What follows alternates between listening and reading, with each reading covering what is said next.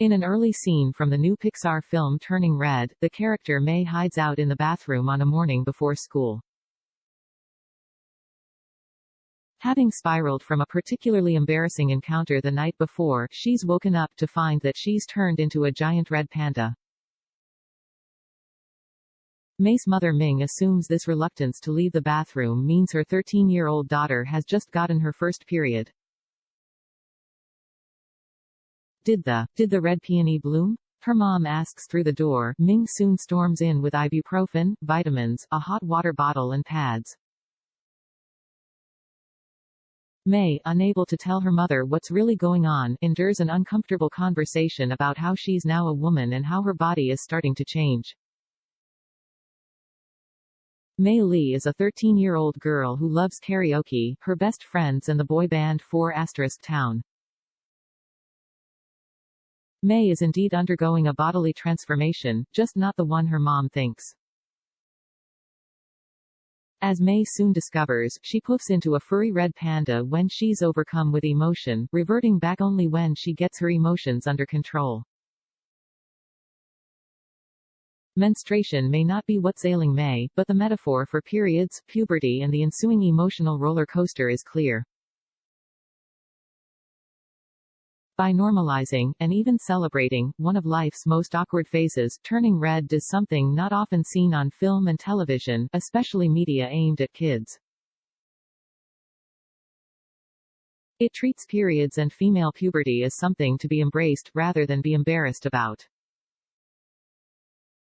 Turning red normalizes periods. Though periods are an experience shared by half the world's population for a significant part of their lives, they're often regarded on-screen, when they're regarded at all, with fear, shame or disgust.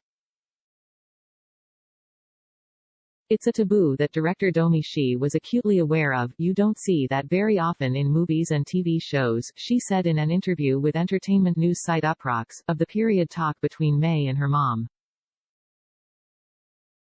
And I think that's precisely why we wanted to put it in the movie. I mean, this movie is for 13-year-old Domee that was in a bathroom, horrified, thinking that she had crapped her pants. And too afraid to tell her mom or ask anybody about what was going on. Mei's complicated relationship with her mother is at the heart of Turning Red. While positive period portrayals in kids and family-oriented movies and TV shows are rare, there are some notable examples. In a 1990 episode of The Cosby Show, in which Rudy gets her first period, the youngest Huxtable rebuffs her mom Clair Huxtable's efforts to celebrate the occasion and turns to her friends for support. When the information she gets from her pals is faulty, it's Claire who steps in to reassure her that periods are completely normal. There was the 1991 episode of the sitcom Blossom, which saw its titular character struggling to talk to her dad about her first period and wishing she had Clair Huxtable to guide her. A scene from the 1991 coming-of-age film My Girl features Vada screaming that she's hemorrhaging, only to be told that she's gotten her period.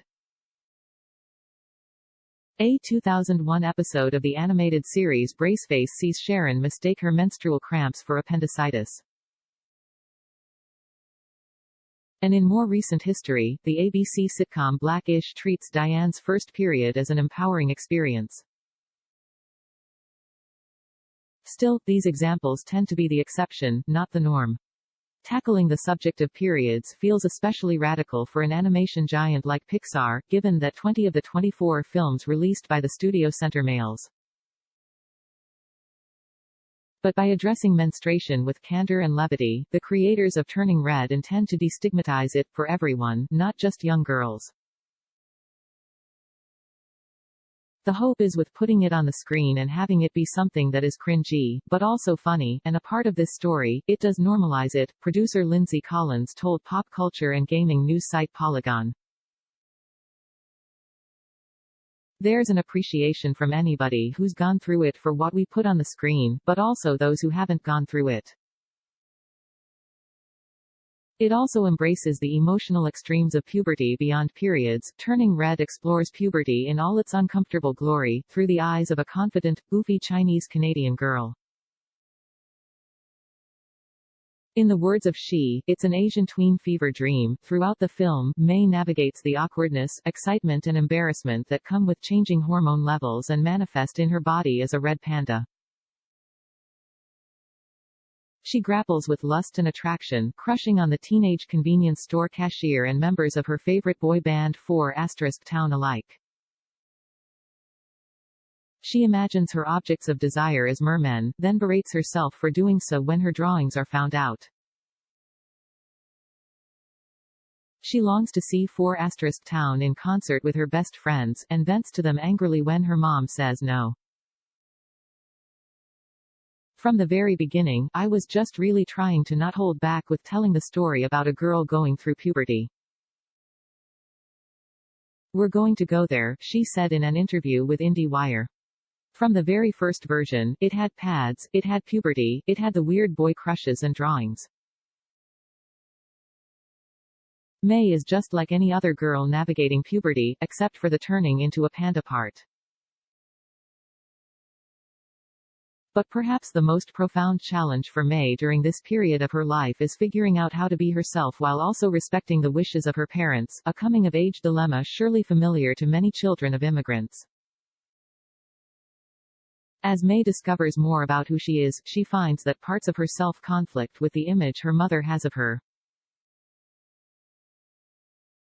Learning to accept those parts of herself, while finding the courage to stand up to her mother, is part of Mei's pubescent transformation, too.